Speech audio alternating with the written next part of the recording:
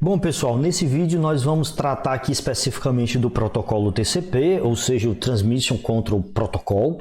E eu tinha falado no vídeo anterior que a principal diferença entre o TCP e o UDP é porque o UDP ele não garante entrega, então ele é tido como um protocolo não confiável. Não confiável nesse sentido, ora, se ele não garante a entrega dos pacotes, então ele não é confiável. Já o TCP é exatamente o contrário, ele é considerado o protocolo confiável, tá? Confiável exatamente porque ele garante que todos os pacotes que foram emitidos serão recebidos pelo destinatário. Então, para ele fazer essa transferência confiável dos dados, ele inclui alguns mecanismos, tá? Um deles é a soma de verificação. Essa soma de verificação é a única coisa que tem lá no UDP também. Então, aqui nós temos, tá? A gente já viu isso, como é que ele faz essa soma de verificação para detectar se o pacote foi corrompido ou não, tá? Temos também a ideia de um temporizador, tá? Esse temporizador, como o próprio nome já está sugerindo, ele é usado para controlar, estabelecer um tempo, melhor dizendo, para saber se o pacote foi perdido ou não. O que é que eu estou querendo dizer com isso?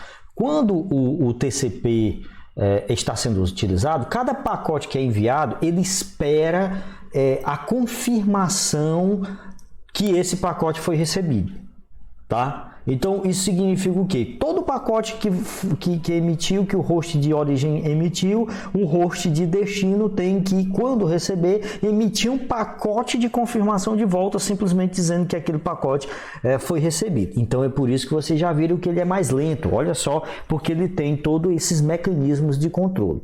Então, ele estabelece um tempo para que ele consiga receber a resposta, tá? Se ele não receber essa resposta de confirmação dentro de um determinado tempo, ele automaticamente reenvia o pacote, porque ele já entende ali que aquele pacote foi perdido no meio do caminho na transmissão. Então, ele automaticamente reenvia esse pacote se ele não receber uma determinada resposta dentro de um tempo.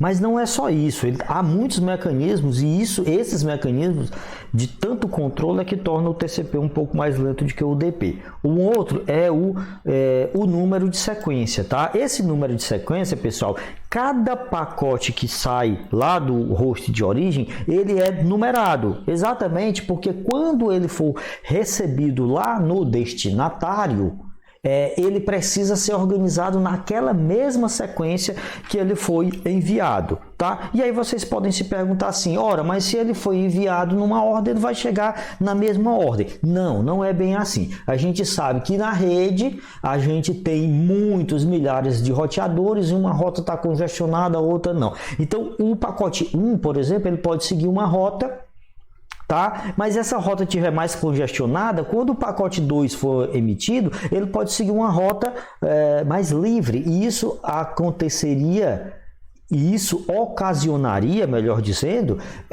que o pacote 2 chegasse mais rápido do que o pacote 1, tá? E aí ele é recebido fora de ordem. Para que o host de destino possa fazer isso, organizar isso, eles precisam desse número de sequência. Como eu tinha dito para vocês agora há pouco, ele tem o reconhecimento, né? Esse reconhecimento é que todo destinatário ele tem que avisar que recebeu um pacote e esse pacote está correto. Esse outro mecanismo é semelhante ao anterior, só que nesse caso aqui ele apenas está dizendo aqui que ele pode até ter recebido o pacote, mas quando ele tentou verificar os erros, encontrou erros e aí ele vai enviar uma mensagem para o remetente dizendo que o pacote foi recebido, porém foi recebido com erros, tá? E por fim aqui, pessoal, a gente tem essa ideia aqui de janela, que é quando o remetente ele fica restrito a enviar pacotes apenas com uma sequência determinada pelo destinatário, tá? Então, janela exatamente porque essa sequência tem que estar dentro de uma determinada faixa. Bom, pessoal, como eu já tinha adiantado para vocês em outros momentos, o TCP ele é orientado à conexão, né? Ele depende de uma conexão. Portanto, antes de iniciar qualquer troca de mensagens, o processo remetente ele tem que iniciar, ele tem que pedir uma conexão, ou seja, ele tem que solicitar o estabelecimento de uma conexão ao host de destino, tá? E aí isso pode ficar de repente fazendo vocês lembrarem de que quando a gente falou das redes comutadas por circuito, né, que também eles estabelecem essa comunicação. Mas aqui é diferente, tá? Lá nos circuitos ele estabelece um circuito fim a fim, que por onde os dados passam, os dispositivos já reservam ali os recursos para que aquela transmissão aconteça. Aqui, essa conexão, ela acontece especificamente nos sistemas finais, tá certo? E não nos intermediários também, como acontece na rede de comutadas por circuito. Isso significa dizer, pessoal, que os recursos lá nos roteadores não foram reservados, tá? Ou seja, eles vão enfrentar o mesmo problema de atraso, ele vai enfrentar o problema de congestionamento, ele vai enfrentar todos esses problemas que qualquer outro protocolo enfrenta, tá certo? Então, a conexão, ele tem que estabelecer uma conexão, mas esse estado da conexão, ele está apenas nos dispositivos finais, tá? E não no núcleo da rede. Essa conexão ela tem algumas características bem interessantes, como por exemplo, ela tem um serviço full duplex, ou seja, o que é isso? O serviço full duplex é que ele pode mandar e receber ao mesmo tempo, tá? Porque antigamente isso só existia uma conexão que você só poderia mandar e outra que você só poderia receber. Não é exatamente isso. A conexão TCP ela é full duplex, né? Ela é ponto a ponto, aquilo que a gente conversou no início lá, né? Ou seja, ponto a ponto por quê? Porque eles estão, do ponto de vista da camada de aplicação, os hosts estariam diretamente conectados um ao outro. E então, uma vez que a conexão foi estabelecida, os dois processos podem enviar dados um para o outro, ou seja, é full duplex, né? Como a gente estava dizendo. E aí, pessoal, como eu já tinha falado, quando a camada de transporte quebra a mensagem que vem da camada de aplicação em pequenos pacotes, tá? Se a gente está usando o UDP, a gente chama isso ali de um segmento UDP. Então, naturalmente, aqui, se está usando o TCP, a gente chama de segmentos TCP. Como eu estava falando que ele precisa estabelecer uma conexão, vamos ver aqui como é que essa conexão acontece, tá? O host de origem, quando ele está precisando se conectar com algum outro host, algum sistema final, ele inicialmente envia um segmento TCP, tá? Esse segmento é especial porque ele serve exclusivamente para fazer essa conexão, para fazer um pedido de conexão. E esse TCP, esse segmento TCP, ele é chamado de Connection Request, tá? Ou seja, ele está exatamente solicitando uma conexão. O servidor, tá? Digamos assim, o host de destino, ele responde com um segmento, tá? Um segmento especial também, chamado de ACK, né? Eu estou te dizendo que esses segmentos são especiais porque não são os mesmos segmentos utilizados quando os hosts já estão com a conexão estabelecida. São especiais exatamente porque eles são usados para estabelecer a conexão. E aí, depois ainda tem uma terceira via, tá? Ou seja, que é o cliente ou o host de origem, ele responde novamente com um terceiro segmento. Como isso acontece com 3 segmentos, esse tipo de procedimento ficou conhecido como a apresentação de 3 vias, né? Ou handshake de 3 vias também, que é o termo em inglês, né? Que seria algo como aperto de mão de 3 vias. Enfim, se a gente tentasse traduzir isso mais ao pé da letra, né? Então, no nosso português aqui, a apresentação de 3 vias, mas a gente encontra muito o termo handshake de 3 vias também, tá? Então, uma vez que a conexão está estabelecida, o processo lá na origem, ele encaminha aqui uma mensagem, ele encaminha aqui um fluxo de dados pelo socket, né? O socket é exatamente a porta que ele vai receber.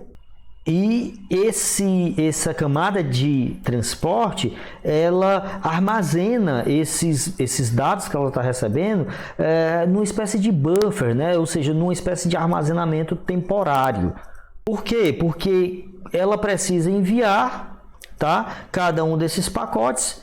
E essa comunicação aqui, esse fluxo de dados que está vindo da conexão da camada de aplicação, ela pode ser muito rápida. E nisso o recebimento é mais rápido do que a transmissão. Então é por isso que ela precisa aqui de ter um buffer, tá? Um armazenamento temporário para ir armazenando os pacotes e ir encaminhando um a um depois que ela coloca o cabeçalho da camada de transporte, que no caso o cabeçalho TCP, em cada um dos pacotes, tornando isso um segmento TCP. E aí ele envia.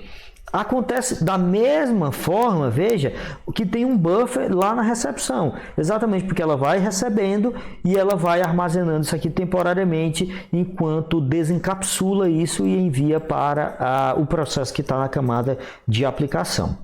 Bom, embora a camada de transporte seja uma camada lógica fim a fim, é claro que ela também tem que fazer o processo de enviar isso, na verdade, para a camada de rede, e que depois a camada de rede vai enviar para a camada de enlace e assim por diante, como a gente já sabe, né? Então, assim, ó, cada segmento desse TCP, tá, ele tem um tamanho máximo, né, que é o que a gente chama de tamanho máximo de segmento. Tá? E que esse segmento, o padrão é que seja ali em torno de 1.500 bytes, tá? Ou menor do que 1.500 bytes.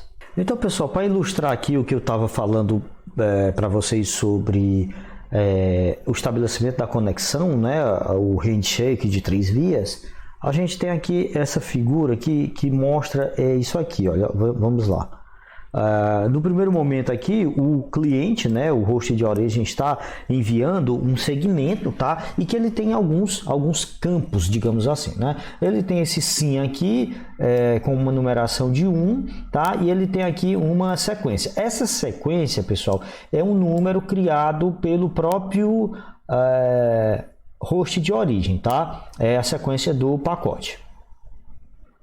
Quando ela chega aqui no servidor e ele aceita essa conexão, tá? Ele devolve esse pacote, que é exatamente o ACK, né? E esse ACK, ele vem aqui com esse SYN igual a 1. Esse SYN aqui, ele é um campo, né? Digamos assim, um flag, que é ajustado aqui ou setado para 1, que é exatamente para indicar que se está estabelecendo uma conexão, tá? E da mesma forma que o cliente aqui gerou um número de sequência para o pacote que ele está enviando, o servidor ele também gera aqui um número de sequência do pacote que ele está enviando, tá? E para ele sincronizar, digamos assim, ele se referir que isso aqui é uma resposta, tá? Esse pacote aqui é uma resposta para esse que ele acabou de receber, o que é que ele faz? Ele tem também aqui um campo chamado ACK, tá? E que o valor desse campo será a sequência do cliente, esse número aqui que ele recebeu do cliente, tá? Mais 1. Ora, se isso aqui for 1, por exemplo, então ele vai responder aqui como 2. Então a gente já sabe que é, digamos, uma resposta a esse pacote aqui, tá? E o destinatário, né? Nesse caso aqui, o cliente, tá? O host de origem, na verdade, ele vai enviar um outro pacote especial, que também é um ACK, tá? E agora nesse ACK ele tem outros dados, como por exemplo o SYN, que agora ficou setado para 0, né? Foi atribuído 0 a ele. E por que ele foi setado para 0? Porque eu disse para vocês agora há pouco que o 1 era exatamente para identificar que se estava estabelecendo a conexão, tá? Uma vez que a conexão foi estabelecida, então ele devolve aqui o SYN como 0. Tá ok? E aí, pessoal, de novo, veja, agora a sequência, tá? É a sequência mais 1, ou seja, ele já tinha enviado aqui um número, tá? E nesse pacote quando ele enviou, então quando ele enviar o outro pacote é a sequência mais um. Se isso aqui fosse o pacote 1, isso aqui seria o 2, evidentemente. E ele também sempre vai responder com o ACK aqui, que o ACK é exatamente a resposta, que ele está se referindo a uma resposta, isto é, em outras palavras, isso aqui é um pacote de resposta a outro pacote que ele recebeu. Então como é que ele faz? Como ele pegou aqui o número do pacote do servidor, então ele pega o número de sequência do servidor mais um, para dizer o quê? Que isso aqui é uma resposta a esse pacote que ele acabou de receber, tá certo? Então esse processo de 3 vias é que se estabelece uma conexão TCP. Somente depois disso, desse processo que acontece, é que o host de origem pode de fato começar a transmitir dados. Esses slides aqui que se seguem aqui com bastante texto, como vocês estão vendo, pessoal, nada mais é do que a explicação textual do que eu acabei de explicar para vocês usando a figura, que vocês podem reler isso para fixar melhor. Bom, pessoal, se a gente estava falando de estabelecimento de conexão, então evidentemente a gente também tem que encerrar essa conexão. Tá? Então, o encerramento da conexão, ela se dá da seguinte forma. O host cliente, né, aquele que solicitou a conexão, ele envia um pacote especial chamado FIN, tá? Esse FIN ele vai setado com o bit 1 para especificar que é solicitando o encerramento da conexão, tá? E o servidor, quando ele recebe, ele devolve aqui com esse ACK, tá certo? Esse ACK aqui, pessoal, é apenas uma confirmação do servidor para garantir que o cliente está realmente solicitando o encerramento da conexão. Se ele não receber nenhum tipo de manifestação, o servidor envia um pacote FIN, tá? Também setado com o bit 1, confirmando aqui a conexão. E, por fim, aqui o cliente envia o ACK confirmando o fechamento da conexão. E aqui, nesse caso, a conexão é fechada. Então, vocês podem ver, pessoal, que o protocolo TCP ele tem muitos controles, ele tem muito mecanismo, né? E isso é bom por um lado e ruim por outro. O bom é que você tem muitas garantias da entrega, que os pacotes estão na ordem, que os pacotes não estão corrompidos, tá? Existem muitas vantagens, mas por outro lado, todos esses mecanismos de controle fazem com que o TCP acabe sendo um protocolo mais lento, e aí isso em determinadas aplicações não é bom. Essa lentidão, e é por isso que em alguns momentos o TCP acaba assumindo esse papel, mesmo sendo um protocolo que não tem garantias. E aqui a gente tem a estrutura do segmento TCP, a gente tinha falado disso também, né, dessa estrutura do segmento UDP. Então todo protocolo tem que ter uma estrutura muito bem definida, e a estrutura dele aqui de alto nível é essa, né? Vocês veem que ele tem muito mais campos do que o protocolo UDP, tá? Mas eles têm em comum exatamente aqui a ideia da porta de origem, porta de destino, porque todo protocolo da camada de transporte tem que trabalhar com essas portas, né? Como a gente viu, a gente tem aqui o número de sequência, a gente viu isso agora há pouco, é criado pelo próprio host, tá? E o número de reconhecimento, que é quando ele está se referindo de repente a um pacote que ele recebeu. Então é uma resposta a um determinado pacote, tá? Eu tenho aqui, pessoal, vários outros campos, tá? Mas esses campos eles já estão aqui explicados de forma textual, ok? Que como vocês podem estar vendo, e aí vocês podem fazer a leitura desse texto aqui para entender o que é que cada um daqueles campos significa. Tudo bem? Bom, a partir daqui a gente começa a tratar aqui de características mais específicas do protocolo TCP. E aí a principal característica dele é exatamente a história da transferência confiável de dados, tá ok? Então, a gente já viu aquele monte de controle que ele tem, aquele estabelecimento de conexão, e isso faz com que o TCP tenha transferência confiável. Se a gente tivesse que resumir esse termo transferência confiável em poucas palavras, basta a gente dizer que ele garante que a cadeia de bytes recebida é idêntica à cadeia de bytes enviada lá no sistema final. Um dos mecanismos que garante, né, como a gente já falou, por exemplo, é a retransmissão dos dados, tá? Se um pacote se perder no caminho, no caso do TCP, ele garante essa retransmissão, tá? O UDP não faz isso. O pacote se perdeu, ficou perdido por isso mesmo. Então vamos pegar aqui essa ilustração para a gente tentar ver como é que isso acontece. Então suponha que aquela sequência que a gente falou, né, que é um número de identificação do pacote, aqui seja 92. Estou pegando aqui um número aleatório. E aquele pacote tinha apenas 8 bytes de dados, tá? Então, pessoal, veja só, ele vai mandar para o host B, tá? E o host B, ele vai devolver aqui o ACK, tá? Confirmando, esse ACK aqui confirmando o recebimento do pacote. E ele vem com esse número 100. Por quê? Porque é exatamente 92, que é o número de sequência, mais o tamanho do byte, do pacote, melhor dizendo. Então, 92 mais 8, 100. Então, ele tenta mandar aqui um ACK com 100, especificando que recebeu aquele pacote. A questão, pessoal, é que ele pode se perder. Tá? Se ele se perde, ele não vai chegar. Aí o que é que acontece? O host A vai estar esperando a confirmação. Observe que essa é um dos mecanismos interessantes do TCP. Quando ele manda um pacote, ele fica esperando a confirmação de que o outro lado recebeu. Como ele não recebeu a confirmação, ele manda o pacote de novo.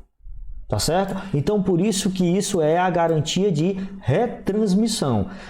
Quando esse pacote chega, tá? Lá o host B agora devolve um novo ACK, ou seja, ele está simplesmente de novo usando aqui o ACK 100, confirmando que é sequência 92 mais 8 bytes.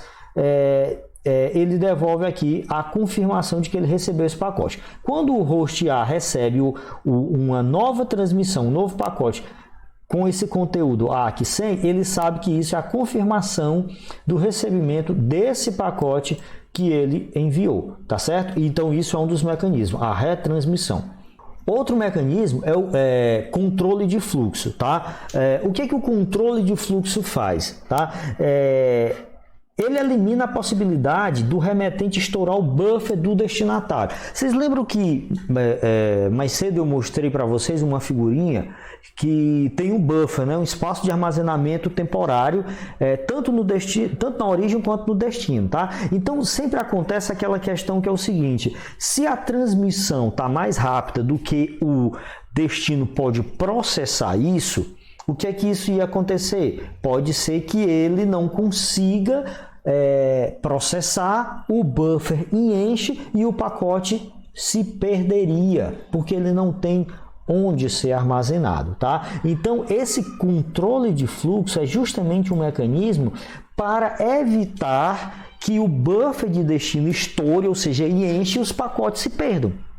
Tá? Então, ele, na verdade, o que é que ele faz? Ele torna ali sincronizada, compatibiliza as velocidades, tanto da origem como na de destino. Tá? Então, o TCP ele oferece esse controle e ele faz com que o remetente mantenha uma janela de recepção. Vamos entender o que é isso?